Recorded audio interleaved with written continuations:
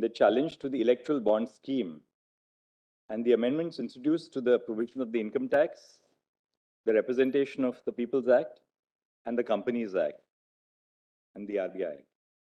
There are two opinions of this court, one authored by myself for Honorable Justice Gawai, Justice Pardiwala, and Justice Manoj Mishra, another authored by Honorable Justice Sanjeev Khanna. Both opinions of this court arrive at the same conclusion, though there is a slight variance in the reasoning which has been adopted. The present batch of petitions raises the following issues. A, whether the non-disclosure of information on voluntary contributions to political parties according to the Electoral Bonds scheme and the amendments to Section 29C of the Representation of People's Act, Section 182(3) of the Companies Act, Section 13 (A) of the Income Tax Act are violative of the right to information of citizens guaranteed under Article 19(1)(a) of the Constitution, and B, whether unlimited corporate funding to political parties as envisaged by the amendment to Section 182(1) of the Companies Act violates the principle of free and fair elections in Article 14 of the Constitution. I will now proceed to read out the reasoning and the conclusions. Issue 1. Whether the right to information guaranteed by Article 19(1)(a) includes the information of financial contributions made to political parties. The jurisprudence on the right to information, which has emanated from this court, can be classified into two phases. In the first phase, the focus of this court was on the close relationship between open governance and information.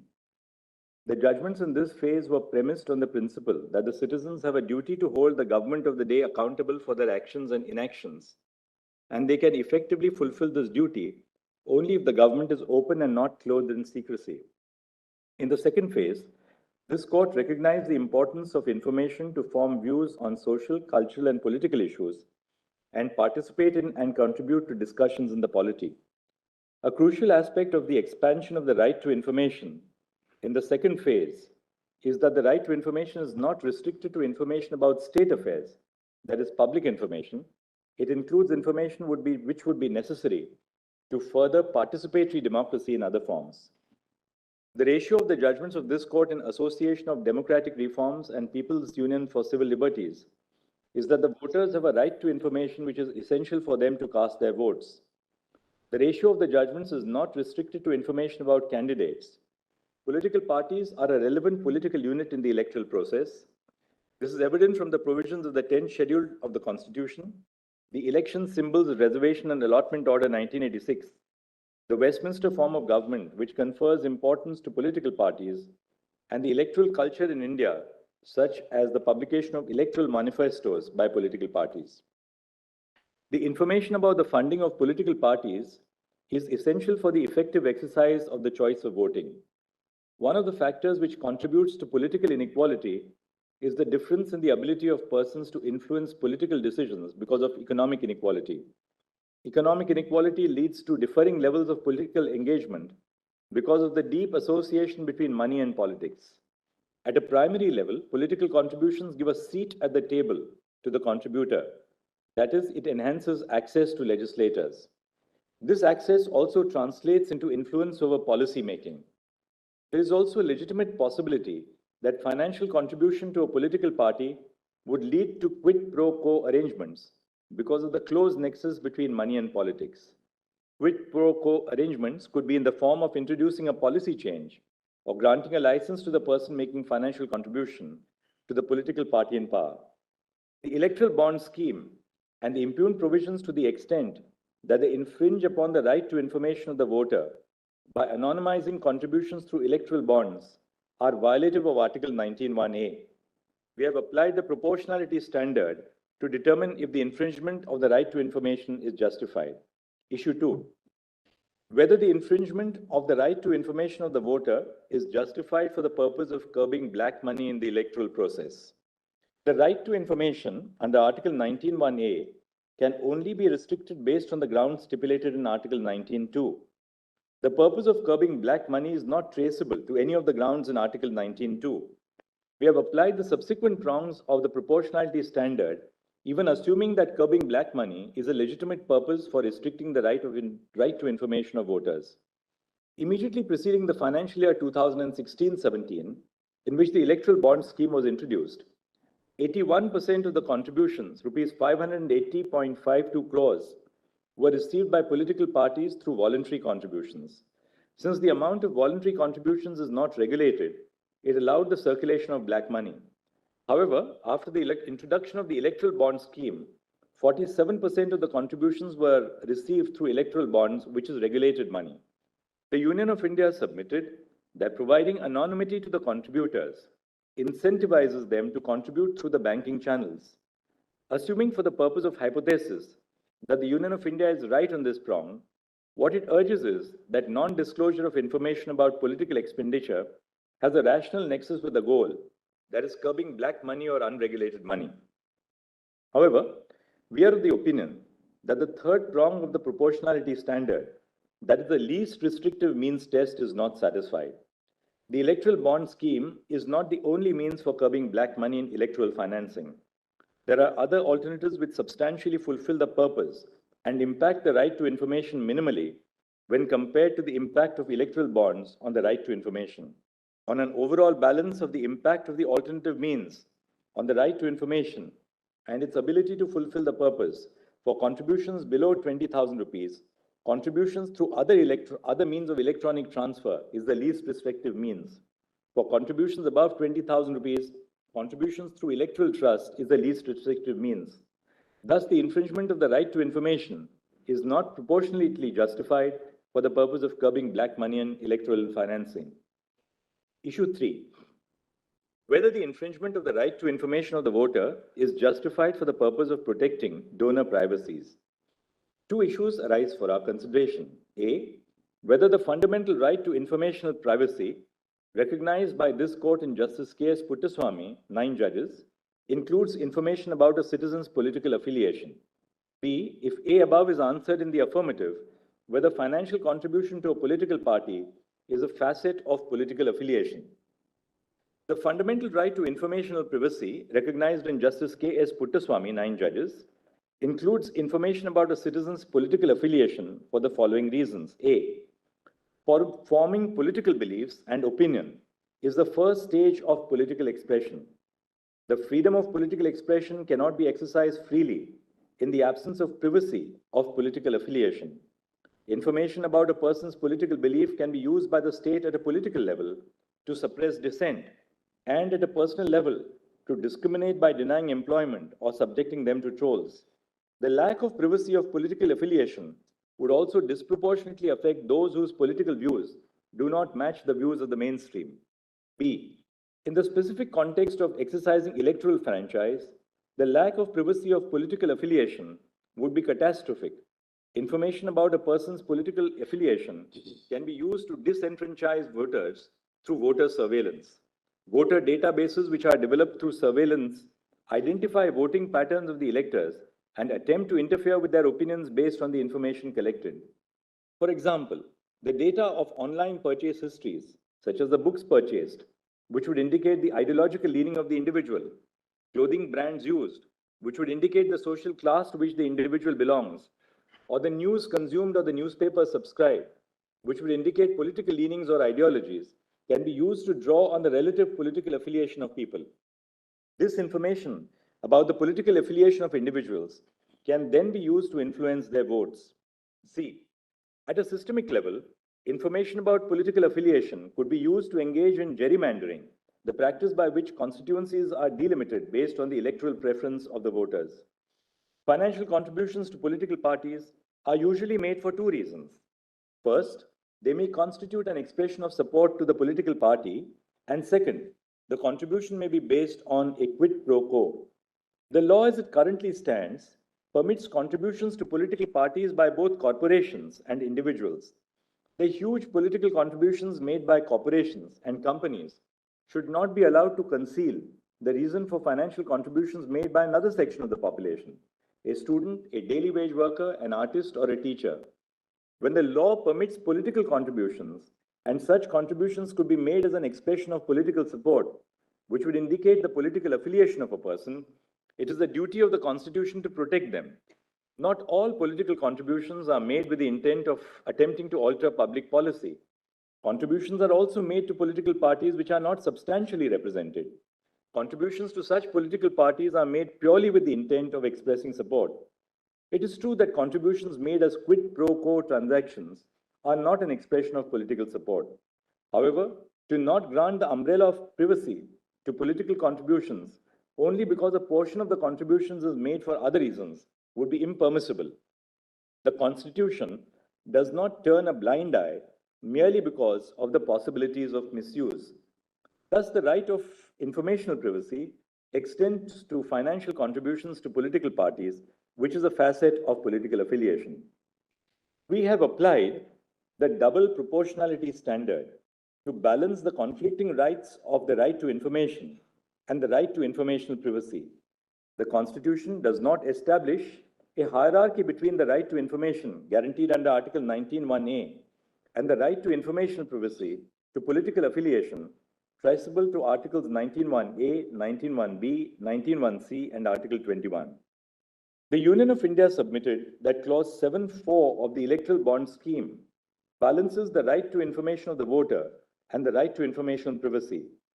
We are of the opinion that Clause 7(4) of the Electoral Bonds scheme does not adequately balance the rights, but rather tilts the balance in favor of the right to informational privacy because A, the suitability prong of the proportionality standard is only partly fulfilled. The non-disclosure of information grants anonymity to the contributor, thereby protecting informational privacy. However, there is no nexus between the balancing measure adopted with the purpose of disclosure of information to the voter. According to Clause 7(4) of the Electoral Bond Scheme and the amendments, the information about contributions made through the Electoral Bond Scheme is exempted from the disclosure requirements. This information is never disclosed to the voter. The purpose of securing information about political funding cannot be fulfilled by absolute non-disclosure. B, we have proceeded to apply the subsequent prongs of the double proportionality standard, assuming that the suitability prong is satisfied.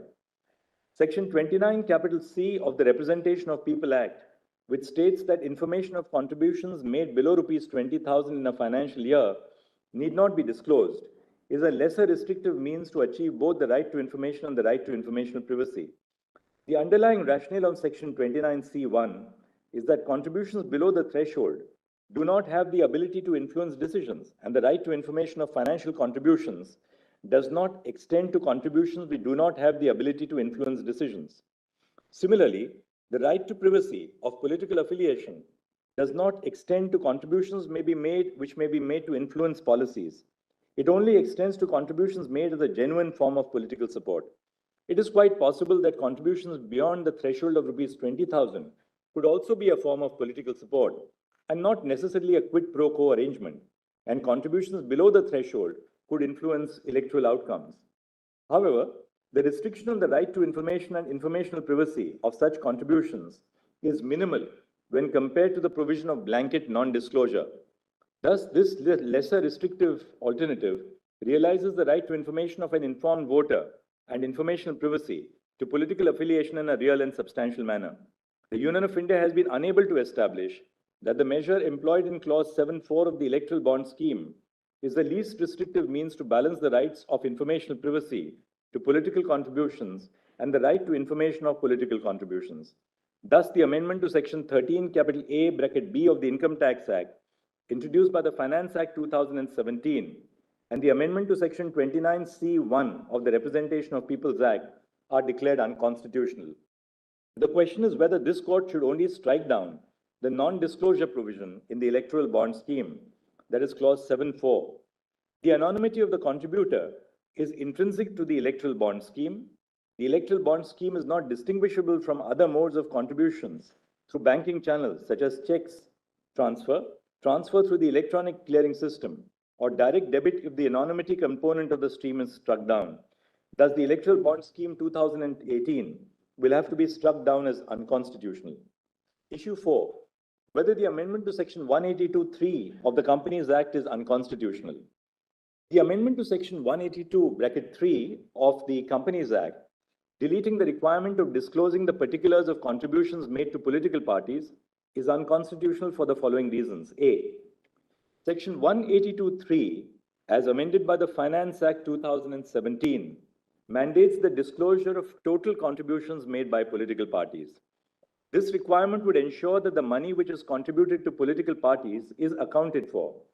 However, the deletion of the mandate of disclosing the particulars of contributions violates the right to information of the voter, since they would not possess information about the political party to which the contribution was made, which, as we have held above, is necessary to identify corruption and quid pro quo transactions in governance, information which is necessary for exercising an informed vote. B. Section 182(3) of the Companies Act and Section 29C of the Representation of People Act, as amended by the Finance Act, must be read together. Section 29C exempts political parties from disclosing information of contributions received through electoral bonds.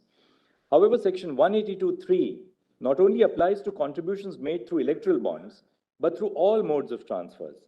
In terms of the provisions of the Representation of People Act, if a company made contributions to political parties through check or electronic clearing system, the political party has to disclose the details in its report. Thus, the information about contributions by the company would be in the public domain.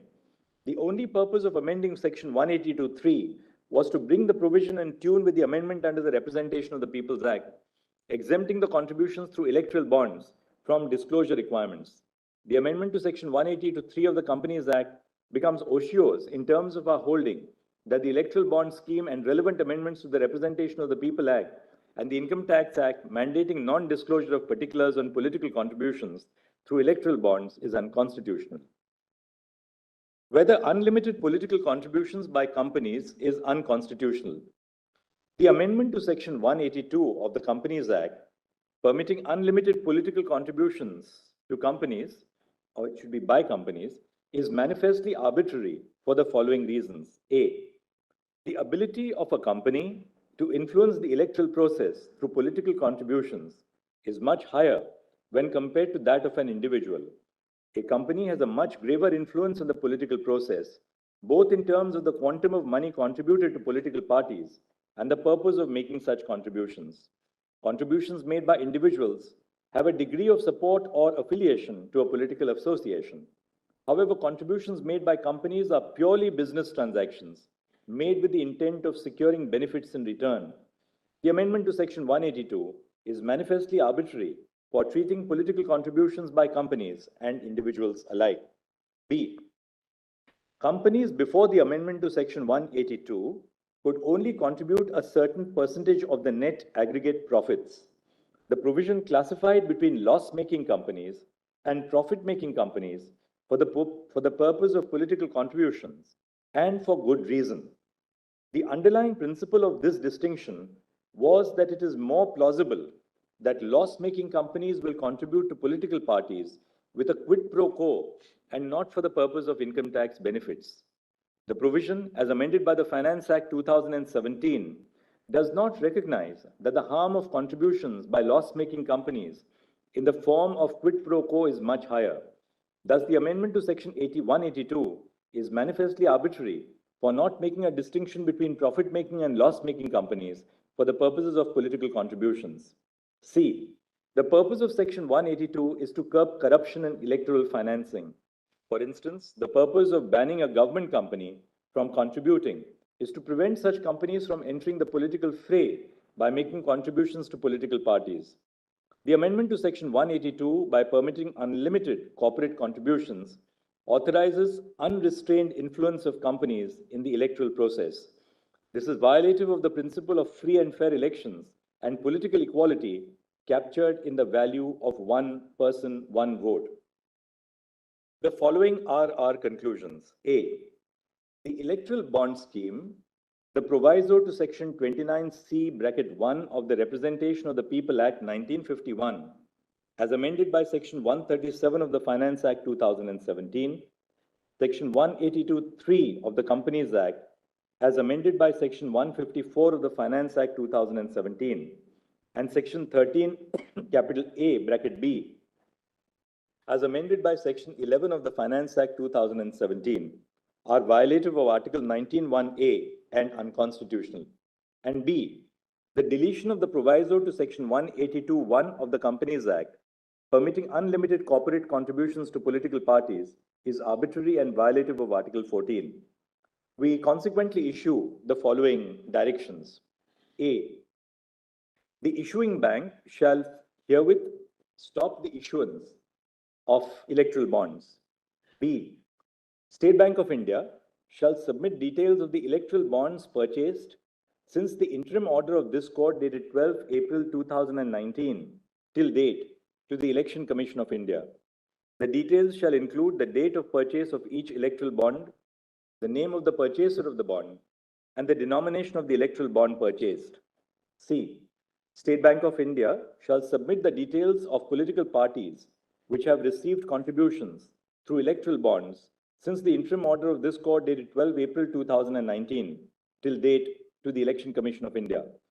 SBI must disclose details of each electoral bond encashed by political parties, which shall include the date of encashment and the denomination of the electoral bond. D. SBI shall submit the above information to the ECI within 3 weeks from the date of this judgment, that is by 6 March 2024.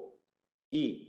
The ECI shall publish the information shared by the SBI on its official website within 1 week of the receipt of the information, that is by 13 March 2024. And F.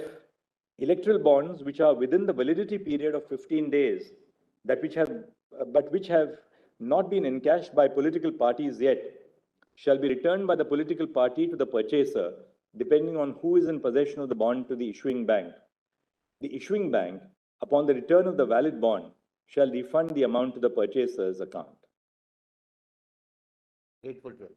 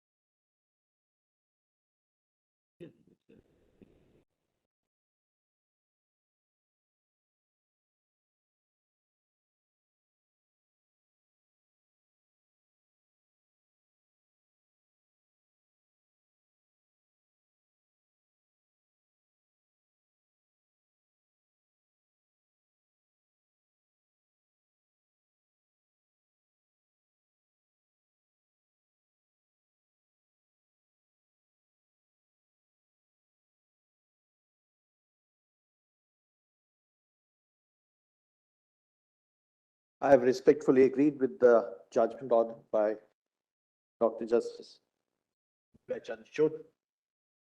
I have also applied the proportionality standards, but with slightly different variation. My conclusions are the same. Written in a way that the subject is complex and judicial review is always legalistic, but I've tried to simplify it. Grateful to Sir, Grateful to the court. very salutary judgment, my lord, which will have a very significant impact on our polity, on our electoral democracy. We appreciate Manoj's, That is outside now. Outside, my lord. No. Press. The I- photographers I are have to say outside. You are saying this at cannot wrong place. be for it. Grateful to Cannot the be for it. Obliged. Deeply obliged, Manoj.